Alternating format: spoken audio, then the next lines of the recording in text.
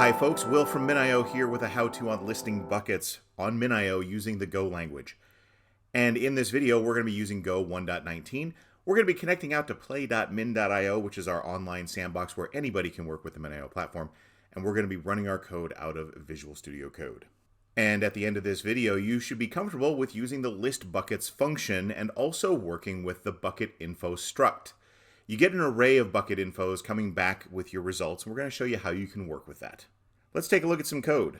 And here we've got our main package with our main function. I've done a few imports here. Context, format, log, and time are all common packages in the Go ecosystem. And I've also imported a custom MinIO demo functions, which has some code that allows me to stand up a very simple connection to our play.min.io environment so we can just focus on the code we want to look at here.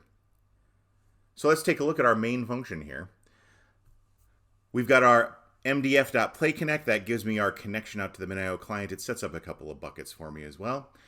And what we're going to do is we're going to call the list buckets function on our MinIO client. This takes a context. The context we're using here is just a simple background one. There's no interrupts or anything. You can work with it. It's just a background context. And we get back an array of buckets as well as any errors. I'm checking to see if I have any errors, always a handy thing to do. And then I'm taking that buckets array and I'm running a range on it so that I can do a for loop for all of my individual bucket items. Each bucket info has a name and a creation date.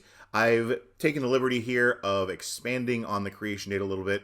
It is a time implementation, which means that we have all of the functions that are available to a time interface, including using a custom format if I want to custom format my output. Let's go ahead and run this. Go run. And when we do our go run, what do we get back out? A list of all the buckets that we have available up on play.min.io right now, including their creation date. As you can see, most of these have a creation date of today. Some of them are very late yesterday evening.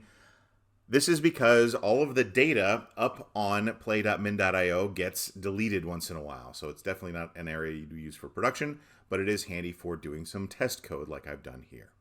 Well, I hope you've enjoyed this short how-to on doing a list buckets with our MinIO Go code. If you'd like to reach out with us, you can use any of the methods you see here on the screen. You can also chat with us interactively on slack.min.io, or you can just leave a comment here on the video.